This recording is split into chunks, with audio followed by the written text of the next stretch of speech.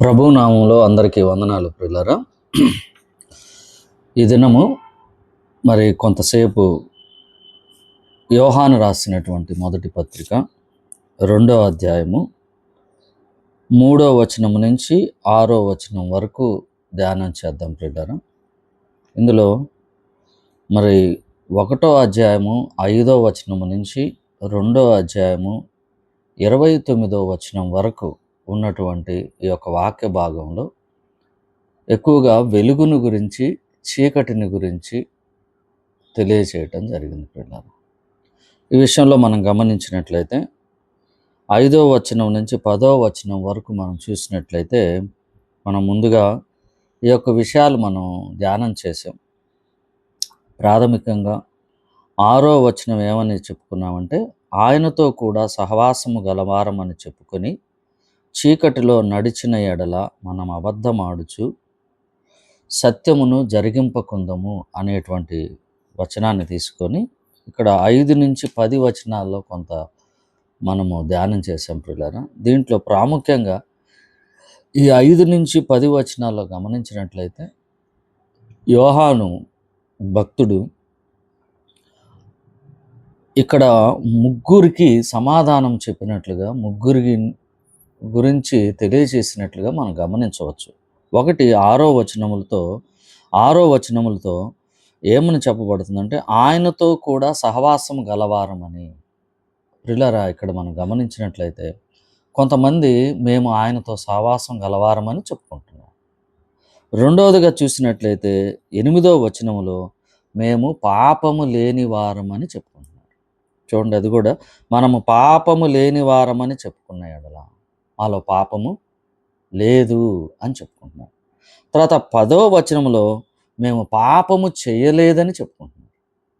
అంటే ఈ 3 రకాలైనటువంటి ప్రజలు అక్కడ ఉండటం వలన వారికి సమాధానంగా, లేకపోతే అటువంటి వారికి గుర్తించి ఈ యొక్క యోహాను భక్తుడు వీటికి జవాబుగా చెప్పటం జరిగింది. వీటిని గమనించినట్టయితే నిజమే. అలాగనే 6వ వచనానికి దానికి సమాధానంగా 7వ వచనం, 8వ వచనానికి సమాధానంగా 9వ వచనం, అలాగనే 10వ వచనానికి దాంట్లోనే 2వ భాగంలో కూడా సమాధానంగా ఉన్నట్లుంది. అంటే ప్రశ్న జవాబు. అక్కడ వాళ్ళు ఏమనుకుంటున్నారో వాళ్ళకి చెప్పటం. తర్వాత 5వ వచనంలో చూసినట్లయితే ప్రియులారా, అక్కడ ఒక స్టేట్మెంట్ ఇచ్చాడు.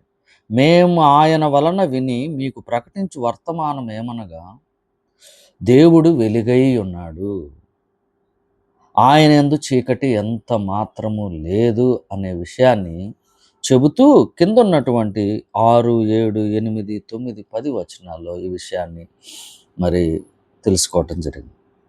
అలాగనే మరి దేవుడు ఏ విధముగా సహాయం చేశాడు, ఒకవేళ పాపము చేసినట్లయితే, అంటే వెలుగులో ఉన్నటువంటి వాళ్ళు ఎంత మాత్రము చీకటిలోనికి వెళ్ళరని, దేవుణ్ణి అనుసరిస్తున్నటువంటి వారు, ఆయన సహవాసంలో ఉన్నటువంటి వారు, ఆయన వెలుగై ఉన్న ప్రకారం వాళ్ళు కూడా వెలుగులో ఉంటారని, చీకటిలోకి ఎంత మాత్రం పోరని తెలియచేస్తూ, ఒకవేళ చీకటిలోనికి వెళ్ళినట్లయితే తిరిగి దేవుని దగ్గరకు వచ్చి పశ్చాత్తాపడి మార్చుకొని దేవునితో సహవాసం కలిగి ఉండాలని మరి 2వ అధ్యాయంలోని మరి మొదటి వచనాన్ని మనం జ్ఞాపకం చేసుకున్నాం. అలాగనే ఆ మొదటి వచనంలో ఉన్నటువంటి దానికి కంటిన్యూషన్లో 2వ వచనంలో కేవలము పాపము చేసినటువంటి వారికి ఆయన శాంతికరమై ఉన్నాడు, అలాగనే మరి ప్రపంచానికి ఆయన సర్వలోకానికి శాంతికరమై ఉన్నాడని మనం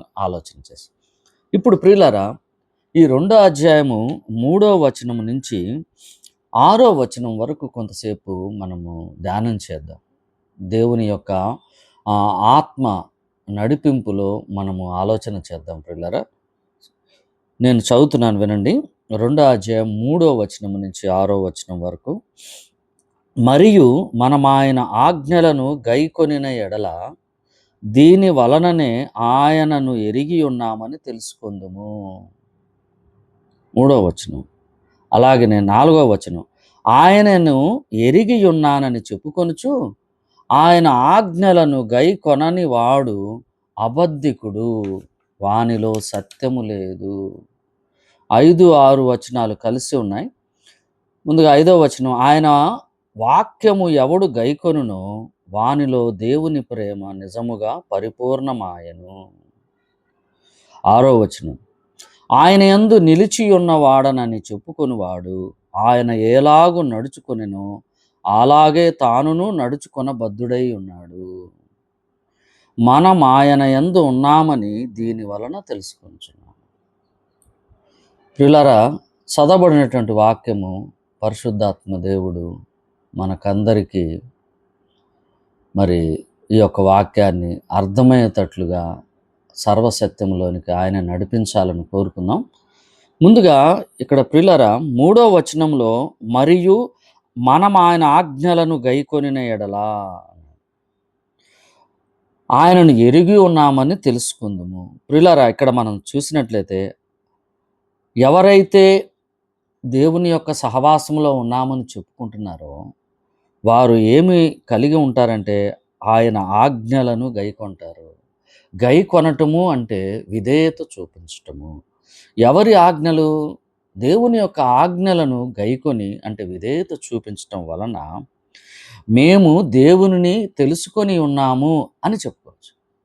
ఇక్కడ ఒకటి ఆలోచిస్తే ప్రియులారా, ఆయనని ఎరిగి ఉన్నాము అంటే అంటే దేవుణ్ణి తెలుసుకొని ఉన్నాము. తెలుసుకొని ఉన్నామంటే సత్య సువార్త విని ఆయన మరి తన కుమారుణ్ణి మన కోసము సర్వలోక శాంతికరముగా ఉంచటానికి, సర్వలోకం పాపములో ఉన్నదని, మరి పాపానికి ప్రతిఫలం మరణమని, మరణము నుంచి తప్పించడానికి ఆయన కుమారుడు మరి భూమి మీదకు వచ్చి మనందరి పాపము నిమిత్తము సిలువలో మరి మరణించాడని, తద్వారా మనకు నిత్య జీవము, నిత్యరాజ్య ప్రవేశము, అలాగనే నిత్య స్వాస్థ్యం మనకు కలిగిందని గ్రహించినట్లయితే, ఎరిగి ఉంటే, ఎప్పుడైతే మనము దేవుణ్ణి ఎరిగి ఉన్నామో, తెలుసుకొని బాప్తిస్మం ద్వారా సంఘములో చేర్చబడి ఉన్నామో, తదుపరి కార్యక్రమం ఏం చేస్తామంటే ఆయన ఆజ్ఞలను మనం గైకొంటాము. అంటే విధేయత చూపిస్తాం.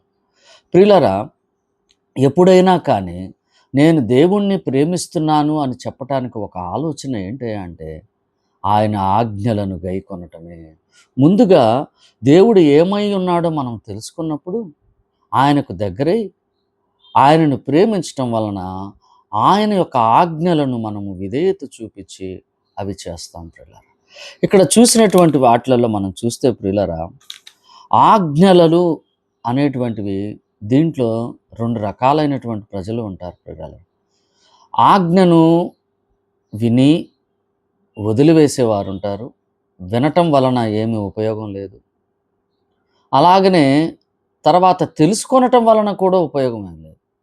ఎవరైతే ఆజ్ఞను విని తెలుసుకొని ఆ ప్రకారంగా వారి యొక్క జీవితంలో ఆ ఆజ్ఞలను కనపరుస్తారో వారి జీవితం ద్వారా, వారు మాత్రమే ఇక్కడ ఏం చెప్తున్నాడంటే ఎరిగి ఉన్నవారు, దేవుణ్ణి తెలుసుకున్నవారు, ప్రభువు యొక్క రక్తధారలో కడగబడినటువంటి వారు మనం గమనించవచ్చు. అయితే ఇక్కడ మనం ఆలోచన చేస్తే ఇక్కడ ఈ క్రొత్త నిబంధన మనకందరికీ తెలుసు. ఆదిమ గ్రీకు భాషలో రాయబడింది. ఈ గ్రీకు భాషలో రాయబడినటువంటి ఈ యొక్క ఆజ్ఞలను గైకొనుట అనేటువంటి పదానికి మూల భాషలో అర్థం ఏమొస్తుందంటే పట్టుదలగా నేను ఆయన చెప్పినటువంటి ఆజ్ఞలను నేను విధేయత చూపించాలి అని అర్థం వచ్చే విధంగా అక్కడ పదజాలము ఉపయోగించడం జరిగింది ప్రియులారా. అంటే రక్షించబడినటువంటి విశ్వాసి దేవుడు చెబుతున్నటువంటి ఆజ్ఞలను లేదా బైబిల్లో ఉన్నటువంటి వాక్యాన్ని మనము ముందుగా విని గ్రహించి విధేయత చూపించి ఆ ప్రకారము జీవితం ద్వారా కనపరచాలి అనేటువంటి విషయం ప్రియులారా. ఆ కనపరిచే విషయంలో నీవు నిశ్చయముగా ఖచ్చితంగా నీవు నీ జీవితం ద్వారా ఆ యొక్క ఆజ్ఞలను నేను శిరసావహించాలని ముందుగా ఒక విశ్వాసి లేదా విశ్వాసులందరూ కూడా అనుకోవాలి. మనమందరం కూడా దేవుని యొక్క ఆజ్ఞను కు విధేయత చూపించాలి. ఎప్పుడైతే విధేయత చూపిస్తామో ప్రియులారా, ఇక్కడ చెబుతున్న విషయం ఏందంటే, ఆయనను ఎరిగి ఉన్నాము. అంటే ఆయనను తెలుసుకొని ఉన్నాము. ఆయనను వెంబడిస్తున్నాము. ఆయన ఎవరో తెలిసి ఉన్నది మనకి అని ఈ యొక్క వాక్య భాగము మనకు తెలియచేస్తుంది ప్రియులారా. అయితే పైనున్నటువంటి 5 నుంచి రెండో అధ్యాయం రెండో వచనం వరకు మనం చెప్పుకున్నాం. ఈ ఆజ్ఞలను వినుట వలన, ఆజ్ఞలు అంటే ఏంటి? వెలుగుకు సంబంధం అని. ఆజ్ఞలు వినకపోవటం చీకటికి సంబంధించినవని మనం గ్రహించవచ్చు. అవును. ఆజ్ఞలను విని ఆ ప్రకారంగా నడుచుకోవటం. ఆజ్ఞను వినకుండా ఆ ప్రకారంగా నడుచుకున్నట్లయితే వారు చీకటిలో ఉన్నట్లు. ఇక్కడ ఒకసారి పైన ఉన్నటువంటి 6వ వచనంలో చూస్తే ప్రియులారా, ఆయనతో కూడా సహవాసం గలవారమని చెప్పుకొని చీకటిలో నడిచిన యెడల మనం అబద్ధమాడుచున్నాం, వారిలో సత్యం ఉండదు. ఇక్కడ ఒక విషయం చెప్తే ఆలోచన చేస్తే, ఆజ్ఞలు అనగా సత్యమే. ఆ సత్యమును అనుసరించటం అనగా వెలుగులోనికి మనం నడుస్తున్నామని అర్థం. ఒకవేళ ఆజ్ఞలను గైకొనకుండా అవిధేయతగా ఉన్నామంటే దాని యొక్క అర్థం ఏందంటే, మనము చీకటిలో ఉన్నామని మనం గ్రహించాలి. నేటి సంఘాలలో చాలామంది విశ్వాసులు ఏమని చెప్పుకుంటున్నారంటే, నేను ఆయన వాడిని అని చెప్తుంటున్నారు. ఆయనను ఎరిగి ఉన్నామని చెప్పుకుంటున్నారు. ఆయనను ఎరిగి ఉన్నామని చెప్పుకుంటూ వారి క్రియలు మాత్రము ఎలాగున్నాయంటే, ఆయనను ఎరగనట్టుగా ఉన్నారు. అంటే వారు చీకటిలో ఉన్నట్టుగా ఉన్నాయి. అంటే ఆయన యొక్క ఆజ్ఞలు లేదా ఆయన వాక్యాన్ని వింటున్నారు. అవసరమైతే చెబుతున్నారు, కానీ గ్రహించటం లేదు. గ్రహించి ఆ ప్రకారముగా నడుచుకొనటం లేదు.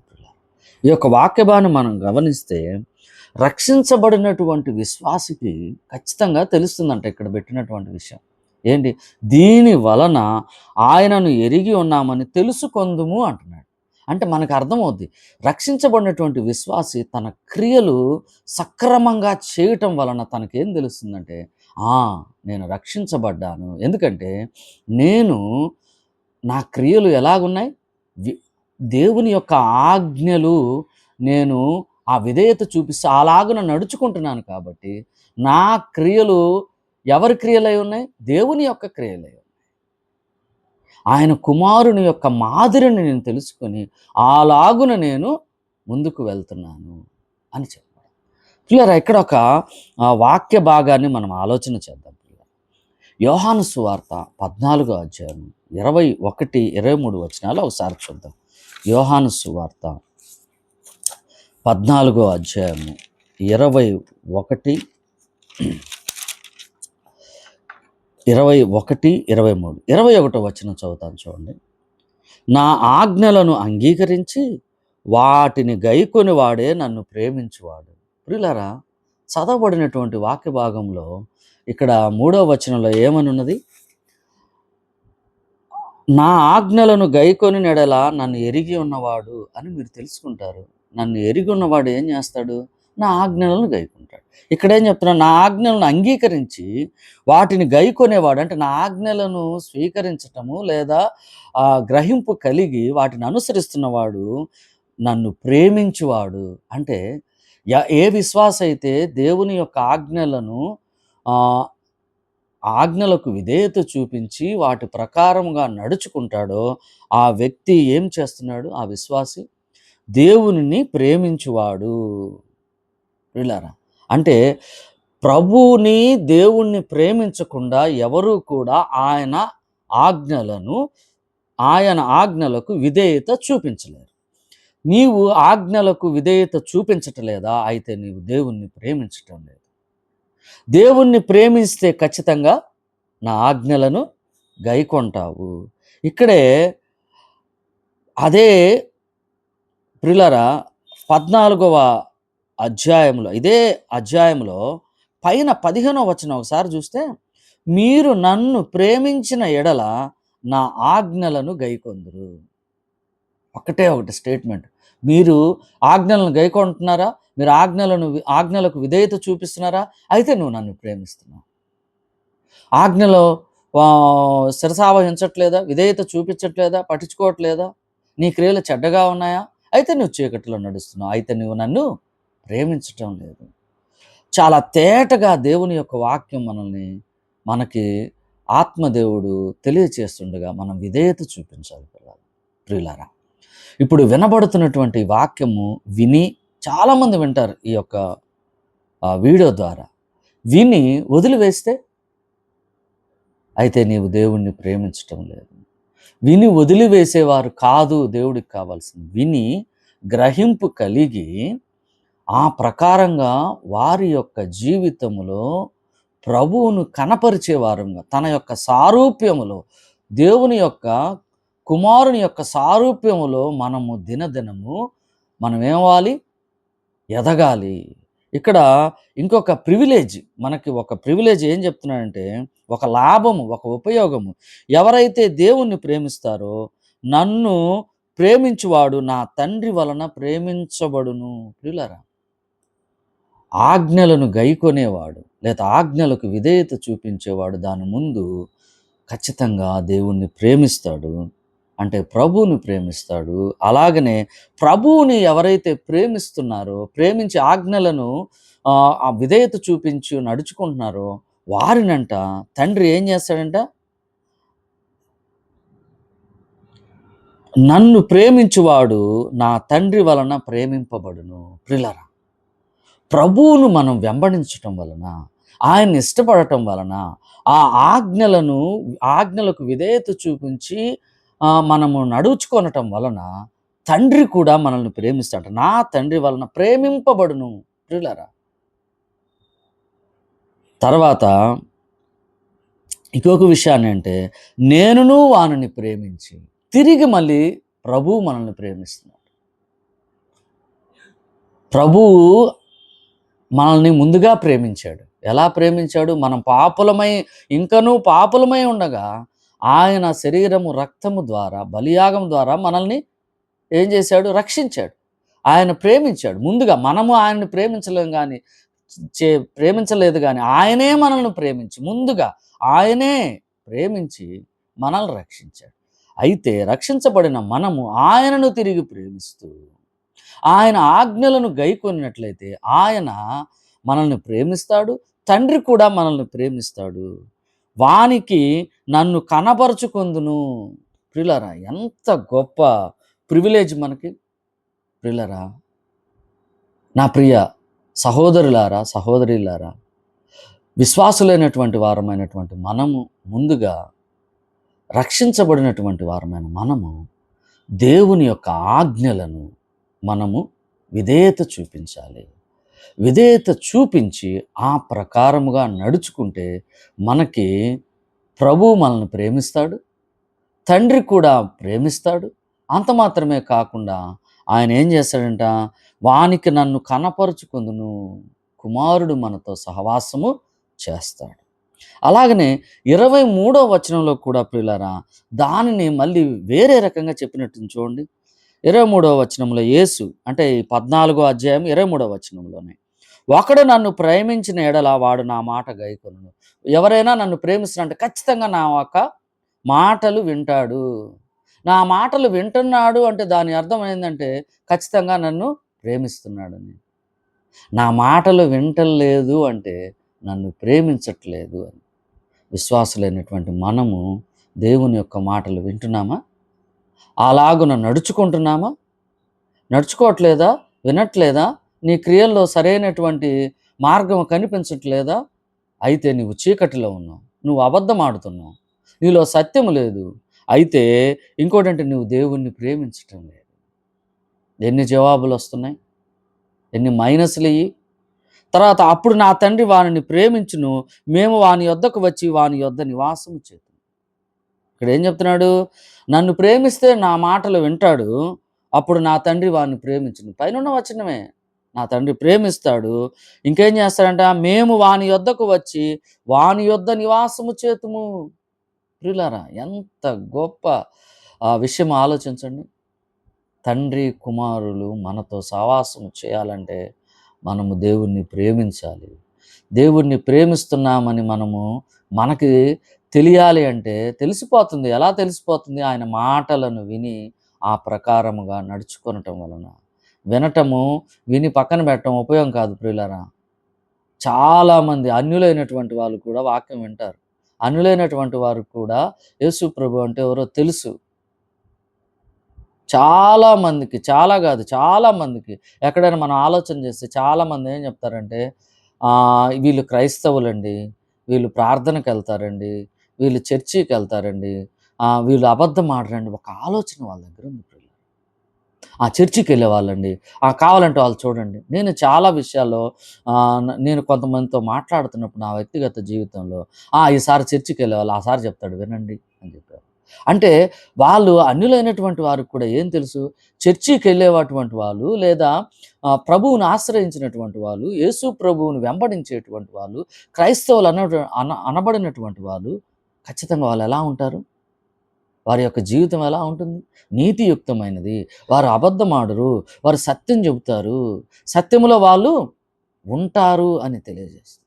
అయితే నేడు మనం తెలుసుకోవాల్సిన ఒక విషయం ఏందంటే ప్రియులారా, సత్యమును వెంబడిస్తున్న మనము, సత్యమును కనపరచకపోతే, సత్యమును మన జీవితం ద్వారా చూపించకపోతే మనలో లోపమున్నది. మనం ప్రశ్నించుకోవాలి. నిజంగా నేను విశ్వాసినేనా? లేదా కేవలము చర్చికెళ్తూ, వాక్యం వింటూ, నా యొక్క దినచర్యలో రక్షింపబడకుండా ఏదో దేవుని దగ్గరకొస్తే, యేసు ప్రభువును నమ్ముకుంటే, మా జీవితంలో ఈ కార్యం జరుగుతుంది, ఉద్యోగం వస్తది, మాకున్న జబ్బు పోద్ది, డబ్బులొస్తాయి, మా పిల్లలు బాగా చదువుతారు, గొప్పవాళ్ళవుతారు అని ఆలోచన కలిగి నువ్వొస్తే దానివల్ల ఉపయోగం లేదు. ప్రభువు మనందరి కోసం ప్రాణం పెట్టింది మనల్ని ఆయన దగ్గర చేర్చుకోవటానికి. ఈ లోకము పాపములో ఉన్నది. మనకందరికీ తెలుసు. మన ఆది పితరుడైనటువంటి ఆదాము ద్వారా మనము దేనిలోనికి వచ్చాము? పాపం అనే స్వభావం మనల్ని అంటుకున్నది. ఆ స్వభావము అంటుకున్న మనము చిన్న చిన్నగా పాపము విస్తరించి మరణమునకు దాసులయ్యాం. తిరిగి దేవుడు ఆయన యొక్క ప్రేమను తన కుమారుని ద్వారా కనపరిచి, ఆ కుమారుడు మనల్ని రక్షించి ఆయనకు దగ్గర చేర్చాడు. ఆయనతో మనకు సమాధానపరిచాడు. ఆయన ఉగ్రత మన మీద ఉండగా ఆ ఉగ్రతను తన మీద వేసుకున్నాడు. తండ్రి యొక్క ఉగ్రత తన కుమారుని మీద కనపరిచాడు. మనల్ని ప్రేమించాడు. నిత్యరాజ్య వారసులుగా చేశాడు. ఆయన బిడ్డలుగా మనల్ని ఎన్నుకున్నాడు. కాబట్టి ప్రియులారా, మనము ఈ యొక్క యోహాను రాసినటువంటి మొదటి పత్రికలో 2వ అధ్యాయములో ఈ యొక్క 3వ వచనములో మనం తెలుసుకోవాల్సిన విషయం ఏంటి? మరియు మనం ఆయన ఆజ్ఞలను గైకొనిన యెడల, మనం ఆజ్ఞలను విధేయత చూపించే వారమై ఉండాలి. దీని వలన మనం ఏం తెలుస్తుందంటే దేవుని బిడ్డలము అని తెలుస్తుంది. మనకే తెలుస్తుంది. చాలామంది అంటారు, నేను నిజంగా పడ్డానో లేదో నాకు అర్థం కావట్లేదన్న. నేను ఈ యొక్క భయంకరమైనటువంటి మళ్ళీ తిరిగి నా యొక్క స్వభావంలోనికి నేను వెళ్తున్నానంటే నిజంగా అతను ప్రశ్నించుకోవాల్సిందే. అతను జాగ్రత్త పడాల్సిందే. తనను తాను చూసుకోవాల్సిందే. ఎందుకంటే నిజంగా రక్షింపబడ్డానా లేదా? అయితే ఒక విషయము, నిజంగా నువ్వు రక్షించబడితే నీకు అర్థమవుతుంది. నీకు అనుమానం వచ్చిందంటే నువ్వు చెక్ చేసుకోవాల్సింది. చెక్ చేసుకోవాలంటే నీ క్రియలు సక్రమంగా లేవు. దేవుని బిడ్డలైనటువంటి వారు, రక్షించబడినటువంటి విశ్వాసులు ఎటువంటి పరిస్థితుల్లో పాపము చేయరు. గట్టిగా స్టేట్మెంట్ ఉంది. ఏమని? దేవుడు వెలుగై ఉన్నాడు, ఆయన యందు చీకటి ఎంత మాత్రము లేదు, ఆయనతో కూడా సావాసం గలవారమని చెప్పుకొని చీకటిలో నడిచిన యెడల అబద్ధమాడుచు సత్యమును జరిగింపకొనుము. దేవుడు సత్యవంతుడండి. మనం ఆయనలో ఎటువంటి పరిస్థితిలో కూడా మనము రక్షించబడినటువంటి వాళ్ళము పాపము చేయకూడదు. ఇన్ కేస్ ఒకవేళ పాపములో శరీరములో ఉన్నాము కాబట్టి, ఈ యొక్క బలహీన శరీరం మనల్ని పాపం వైపు ఈడుస్తుంది కాబట్టి, మనం అజాగ్రత్తగా ఒకవేళ ఉన్నట్లయితే, పాపములోనికి వెళ్ళినట్లయితే ఇమ్మీడియేట్‌లీగా మనం చేయాల్సిందేంటి? ఇమ్మీడియేట్‌లీగా ఏం చేయాలి? నీలో ఉన్న పరిశుద్ధాత్మ దేవుడు నీకు రివీల్ చేస్తాడు ప్రియులారా. నువ్వు పాపము చేస్తున్నావు, దేవునికి విరోధముగా నువ్వు పాపములో ఉన్నావు అన్నప్పుడు ఇమ్మీడియట్‌గా మనం తెలుసుకునేది ఏంటంటే, ఆ యొక్క విషయాన్ని నువ్వు గ్రహించి, పరిశుద్ధాత్మ దేవుడు నిన్ను సర్వసత్యములోనికి నడిపించటానికి ఆ మార్గం నుంచి పక్కకు వచ్చినప్పుడు, నీకు తెలియచేస్తున్నప్పుడు విధేయత చూపించి తిరిగి దేవుని దగ్గరకొచ్చి పశ్చాత్తాపడి, అయ్యా నేను పలానా విషయంలో నేను అబద్ధమాడాను, లేతే అవిధేయునిగా ఉన్నాను, నేను రక్షించబడి కూడా నాయనా నేను చీకటిలోనికి వెళ్ళాను, లేదా నా సహోదరుని నేను దూషించాను, నేను అసూయ చెందాను, అనేక రకాలైనటువంటి విషయాల్లో నేను ఇట్లా జారిపోయాను, నన్ను క్షమించు అని దేవుని దగ్గర పశ్చాత్తాపడినట్లయితే, ఇక్కడ మనకి వచనం ఏముంది? 2వ అధ్యాయము 2వ వచనం, ఆయనే మన పాపములకు శాంతికరమై ఉన్నాడు. మన పాపములను మాత్రమే కాదు, సర్వలోకమునకు శాంతికరమై. ప్రియులారా, ఇంకో విషయం ఏంటి? ఎవడైనను పాపము చేసిన యెడల నీతిమంతుడైన యేసుక్రీస్తు అని ఉత్తరవాది తండ్రి వద్ద మనకున్నాడు. మనం పాపము చేసి దేవుని దగ్గర పశ్చాత్తాపడితే మనకి ఉత్తరవాది, మన ప్రధాన యాజకుడున్నాడు. ఆయన మన యొక్క పాపముల నిమిత్తము తండ్రికి విజ్ఞాపన చేస్తాడు. ఉత్తరవాది మన మన పక్షాన నిలబడి చేస్తాడు. అదే నువ్వు ఆ పాపాన్ని వదలకుండా నీ యొక్క హృదయాన్ని కఠినపరుచుకొని ఇంకా ఇంకా వెళ్ళిపోతుంటే నీలో అసహనం, దేవునితో సహవాసం కోల్పోతావు. అసహనం, అశాంతి ఇవన్నీ కూడా ప్రియులారా మనలో ఉంటాయి. దేవునితో సహవాసం కోల్పోతాం. అయితే ప్రియులారా, ఇక్కడ ఒక మనం విషయాన్ని గమనిద్దాం. ఏ విశ్వాసైనా లేదా ప్రతి విశ్వాసి కూడా నేను దేవునితో సహవాసం కలిగి ఉన్నాను, ప్రభు మార్గంలో వెళ్తున్నాను అని రక్షించబడిన విశ్వాసి ప్రతిరోజు చేయవలసినటువంటి పని ఏంటంటే, తను మొదటిగా వాక్య ధ్యానము చేయాలి, ప్రార్థన చేయాలి. ఈ 2 కూడా 2 పిల్లర్స్ లాంటివి, 2 కళ్ళు లాంటివి. రెండిట్లో ఏది కోల్పోయినా, ఏది తగ్గినా కానీ మనలో పాపమునకు చిన్న చిన్నగా మార్గములోనికి వెళ్ళే పరిస్థితులు ఏర్పడతాయి. ప్రతిరోజు మనం ప్రార్థన చేసుకోవాలి, కొంతసేపు వాక్య ధ్యానం చేయాలి. చదువుతున్నటువంటి వాక్యము ఇక్కడ చెప్పారు కదా, ఏమని ఏమని చెప్పాడు? నా ఆజ్ఞలను గైకొనాలి. నువ్వు ఏదైతే వాక్యము చదువుతున్నావో అందలి దేవుని యొక్క వాక్యము నీకు ఏమి తెలియచేస్తుందో, చదివినటువంటి వాక్యము గ్రహింపు కలగాలి. ఆ గ్రహించినటువంటి వాక్యము నీలో చూసుకోవాలి. అది ఏంటి? గీటురాయి. ఒక బంగారము అది అది నకిలీదా లేదా డూప్లికేటా, ఒరిజినలా డూప్లికేటా అని తెలుసుకోవాలంటే ఒక ఆ యొక్క రాయి మీద గీకినప్పుడు అది తెలుస్తుంది. ఏమని? అది ఒరిజినలా కాదా? ఈ బైబిల్లో గ్రంథము ఏంటిదయ్యా అంటే గీటురాయి. అంటే ఈ బైబిల్లో నువ్వు వాక్యం చదువుకుంటున్నప్పుడు నీకు అర్థమవుతుంటుంది. నీలో పరిశుద్ధాత్మ దేవుడు నీకు తెలియచేస్తుంటాడు. ఆ తెలియచేస్తున్నటువంటి విషయాన్ని నువ్వు గ్రహించి నీ హృదయములో ఆ తలంపులు ఎక్కడైనా నీ పాపములోనికి వెళ్తున్నావా? పాప మార్గంలో నడుస్తున్నావా? నీ ఆలోచనలో ఎక్కడైనా దోషం ఉందా?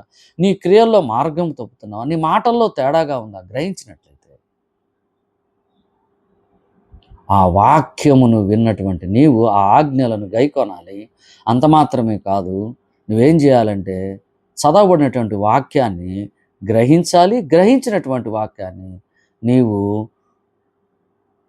కొనసాగించాలి. నీ జీవితము ద్వారా ఏం చేయాలి? కనపరచాలి. కనపరచాలంటే పైకి కనపడేవాడుగా వేషధారణగా కాదు ప్రియులారా.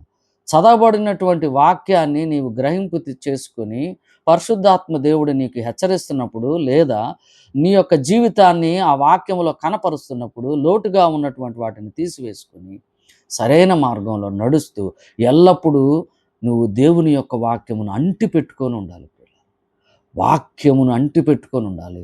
ప్రార్థనతో దేవునితో సహవాసము కలిగి ఉండాలి. ఎల్లప్పుడూ నీవు దేవునితో సహవాసం కలిగి ఉన్నాను అని చెప్పుకోవటానికి ఒక ఆలోచన ఏంటంటే, ఒక విషయం ఏంటంటే, ఈరోజు నువ్వు ప్రార్థన చేసావా? ఈరోజు ఉదయకాలం దేవునితో సహవాసం చేసావా? మధ్యకాలం సహవాసం చేసావా? తిరిగి ఈ యొక్క రోజు ముగింపులో దేవునితో సహవాసం చేసావా? దేవుణ్ణి అడిగావా?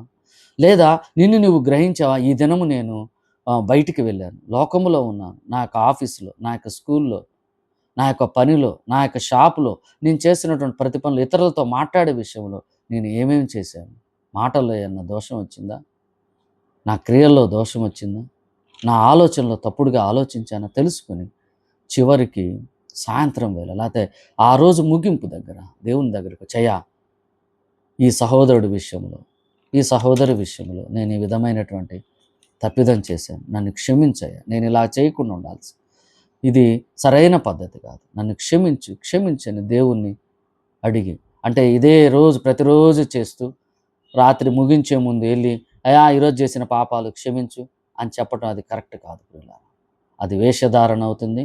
అతడు రోజు చేసేటువంటి పాపాలను బట్టి అతడు దేవుని యొక్క సన్నిధానం నుంచి వెళ్ళిపోతాడు. తన మనస్సును రాయి చేసుకొని తను ఒక ప్లాన్డ్‌గా ఇలా చేస్తే రోజు దేవుడిని అడిగితే క్షమిస్తాడులే అని చెప్పేసి వెళ్ళిపోతుంది. అది కరెక్ట్ కాదు. అది సరైన విశ్వాస యొక్క సరైనటువంటి ప్రవర్తన కానే కాదు. అయితే మనం ఎలా ఉండాలి? దేవుని యొక్క సహవాసంలో ఉండాలి అంటే ప్రార్థన అనేటువంటి దానిని ఎప్పుడూ కూడా మరవకూడదు. ప్రార్థన చేసుకోవాలి.